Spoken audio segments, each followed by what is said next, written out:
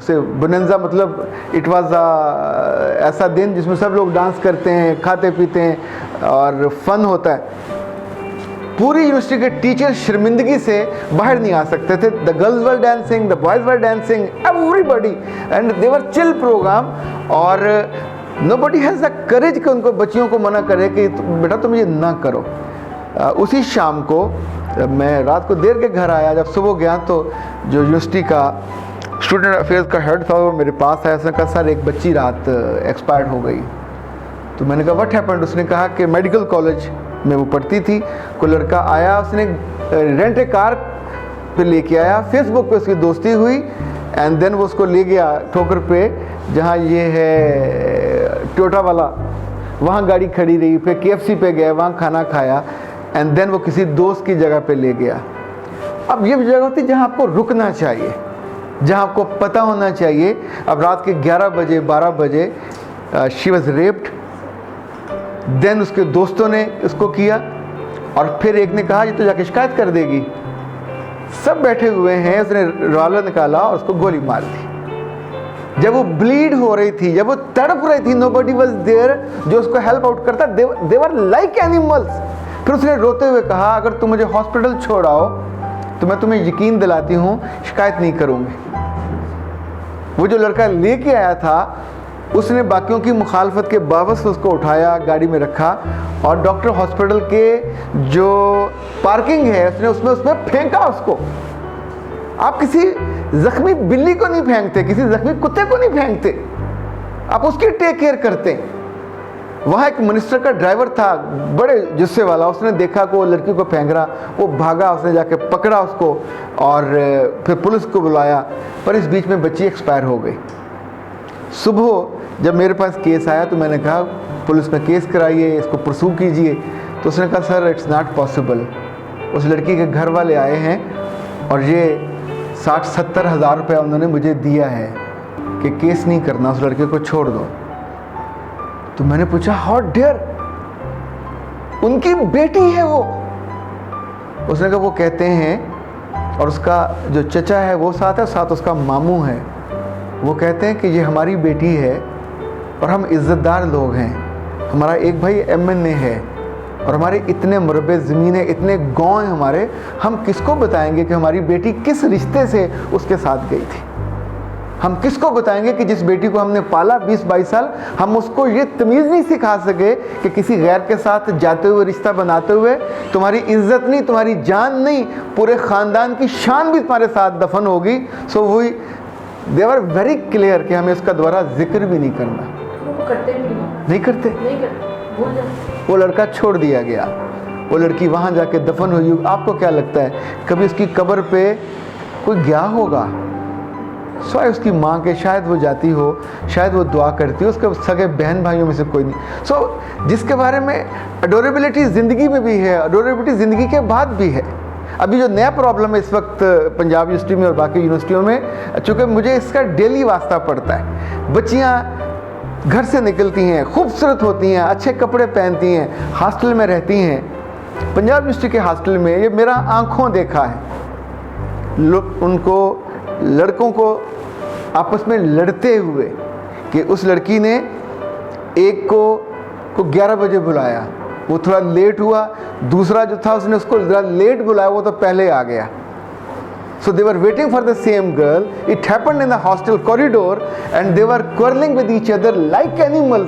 आपको क्या लगता है उसके बाद ये बात पूरी यूनिवर्सिटी में एक तमाशे के तौर पे नहीं घूमी होगी कि for whom they were quarreling? कितनी रिस्पेक्ट उसकी हुई होगी। माँ बाप नहीं पूछते, पीछे नहीं आते, पर आई बिलीव इस उम्र में बच्ची को और बच्चे को खुद खड़े नहीं होना चाहिए। हमारा घर जहाँ पहले H ब्लॉक में था वो हमने किराए पे दिया, तो जिस लड़के को दिया उसकी नई नई शादी हुई थी और वैन चलाता था। फिर कई हफ्ते गुजरे, कई महीने गुजरे और उसका किराया लेट हुआ, तो मेरे पास भी टाइम नहीं होता था, मैं भी महीना गुजर जाता, फिर जाके मैंने बिल देनी। अंदर से एक मजदूर आदमी ने दरवाज़ा खोलना और कहना कि वो यूसी, उसका नाम था, यूसुफ होगा, तो यूसी कहीं गया हुआ है। रात को 10 बजे जाना, उसने कहा यूसी वैन लेके गया हुआ है। तो कई माह गुजर गए, तो एक दिन मैं दिन में गया, तो जिस लड़की ने दरवाज़ा खोला वो इतनी खूबसूरत थी, लाइक सिर्फ गोरा चिटा होना काफ़ी नहीं है, जिसको आप ब्यूटी कहते हैं, जिसको ग्रेस कहते हैं, किसी अच्छे ख़ानदान की बेटी। उसने कहा सर वो गए हुए हैं गाँव, वहाँ से पैसे लेके आएंगे तो फिर हम आपके घर पहुंचा देंगे, और प्लीज़ हमको एक हफ़्ता इजाज़त दे दें। मैंने वहाँ से यूनिवर्सिटी नहीं गया, मैं वापस अपने घर पहुंचा और मैंने अपनी वाइफ से कहा यार हम कैसे बेखबर लोग हैं, घर में कौन लोग रहते हैं हमें पता ही नहीं है। हफ्ते 10 दिन बाद वो लड़की अपने वादे के मुताबिक अपने मियाँ को लेकर हमारे घर पहुँची, और ज़ाहिर है ये बात मैं नहीं कर सकता था, मेरी वाइफ के साथ बैठी।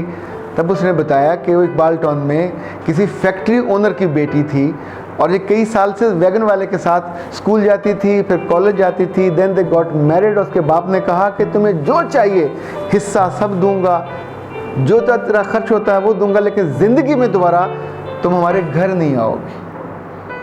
तुमने हमें किसी को मुंह दिखाने के काबिल नहीं छोड़ा कि तुमने पसंद किया ड्राइवर को, एक अनपढ़ ड्राइवर। अच्छा, अब इस पे कसूर आप किसका, मैं उस पर नहीं जाता कि आप कसूर किसका दिलवाओ, मैं तो आपको ये बताना चाह रहा हूँ कि उसका, जब हम उसके घर फिर दोबारा जाते, वो मेरी वाइफ को बुलाती, तो she was pregnant at that time, और उसने कहा कि पूरे दिन में जब शाम को आता है तो एक पाव का दूध का डिब्बा लेके आता है, वो छुपा के आके मुझे देता है बेडरूम में। रास्ते में उसकी भाभी और उसकी माँ या बाप होता है और उनको वो नहीं दे पाता। सारा दिन शी वॉज वो उसी एक कमरे में। फिर वो प्रेग्नेंट हुई, आखिरी महीने तो उसने हमसे रिक्वेस्ट की कि मेरी माँ से बात करें, ना खाने को है ना पीने को है। उसने अपनी वो एल्बम दिखाती थी, 1.25 लाख रुपए की एल्बम थी उसकी, जिसमें उसके फोटोग्राफ थे। उसने बाप ने उस पैसे दिए थे, जो उसका पलंग था वो भी 1.5 लाख का। बाप ने कहा जितने तेरा हिस्सा बनता है सब मैं दूंगा, शादी भी धूमधाम से करूंगा, पर इसको मैं अपने लोगों से नहीं मिलवा सकता कि ये मेरा दामाद है। जब उसके हम घर गए, मैं और मेरी वाइफ दोनों हम गए, उसके बैठे ड्राइंग रूम में, तो उसकी माँ से मैंने डरते डरते कहा कि आप अपनी बेटी से कब से नहीं मिले। उसने कहा 9 माह 17 दिन 6 घंटे 18 मिनट।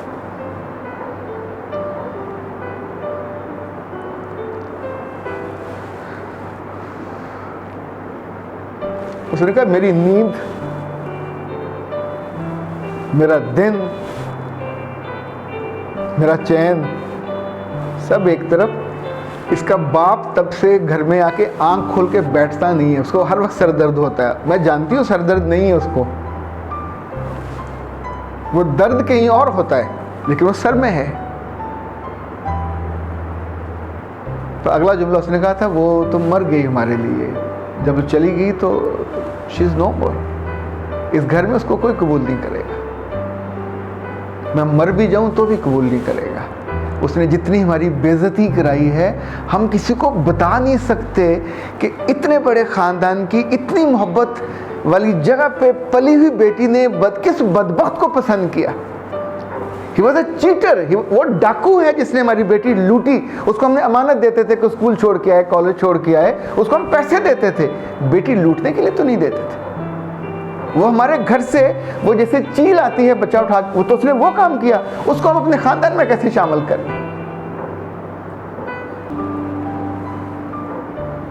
उससे अगली दुख वाली बात ये थी कि उसने जिस बच्चे को जन्म दिया वो भी एबनॉर्मल था, चूँकि उसके यूसी की पूरी फैमिली में एबनॉर्मेलिटी का, उसके जो घर में नहीं, आप अंदाज़ा कीजिए कि जो हमारा ड्राइंग रूम था उसमें एक चादर बिछी होती थी और एक वो होता था टीवी, और उनके सारे ख़ानदान वाले वहाँ नीचे बैठे हुए होते थे। They were unable to afford even normal bed. क्या पकता होगा, क्या खाते हो। जब हमारा घर उन्होंने छोड़ा, चुके वो दे वर अनएबल टू अफोर्ड, गाड़ी उसकी बिक गई। फिर ये डुबनपुर में जाके कहीं एक कमरे का लिया होगा ऊपर कहीं। आप सोचिए कैसी मिजरेबल लाइफ आने वाले दिनों में उस एक गलती की वजह से, जब आप अपने बारे में उस मोमेंट नहीं संभाल पाते, किसी एक बंदे की जिसने आपको तली पे रखा और आपको वो दुनिया दिखाई और आपको बेवकूफ़ बनाया। सो ज़िंदगी आसान। बहुत सी बच्चियाँ मेरे पास आकर रोती हैं कि उसने तो हमसे वादा किया था कि you would be my second wife, और मेरे इतने पैसे हैं, तुम्हें घर भी दूंगा, तुम्हें सब कुछ दूंगा, और you would be very comfortable. पहले वाले भी ठीक हैं, पर मैं तो तुम्हारे साथ जीऊँगा, तुम मेरी आंखों का तारा, तुम मेरा आंखों का नूर। नहीं हो सकता। वो जब जी चाहेगा, वो पिछला पूरा फैमिली वो उसके साथ खड़ी, आपके साथ नहीं खड़ी होती। सो जब को बेवकूफ़ बनाने लगे, अडोरेबल को अकल आनी चाहिए कि कहाँ वो लुट सकती है और कहाँ वो बीच चाहे के बेयारो मददगार धक्का मार के ज़िंदगी से लोग उतार देते हैं। कोई पूछने वाला नहीं होता, कोई सपोर्ट करने वाला नहीं होता। जब भाइयों की शादी हो जाती है, आपके भाई नहीं रहते, वो अपनी बीवियों के होते हैं। वो कमरा आपका नहीं होता, वो बेड आपका नहीं होता, वो कपड़े आपके नहीं होते, वो अलमारी आपकी नहीं होती, इवन वो दरो दीवार, वो डाइनिंग टेबल भी आपका नहीं होता। सो इतनी सेंसिटिविटी है आपके रिश्ते की जब आप गलत फैसला करते हैं या सही फैसला करते हैं। डेट पे जाना बहुत अच्छा लगता है, it looks gorgeous, it looks smart, किसी के साथ भी जाया जा सकता है। ये इंडियन फिल्मों ने और ड्रामों ने तो अल्लाह माफ़ करे ऐसा क्रेज़ बनाया कि no they are living with male partners. चूँकि फिल्म दिखा रही है, आप उसका जो सेंसिटिविटी लेवल है वो कम हो जाएगा। आप किसी के साथ अपने कुलीग से हाथ पे हाथ मारेंगे, उसके बाद आप क्या तवक्को करते हैं, वो रिश्ता किस तौर पे आगे चलेगा। ये जितने शिकार करने वाले होते हैं हमेशा पहले दाना डालते हैं, और जिसने दाना चुन लिया उसके बाद उसकी ज़िंदगी, उसकी इज्जत, उसकी रिस्पेक्ट, उसके रिश्ते बचता कख नहीं है। मर्दों के साथ ये नहीं होता। That's not meant for them.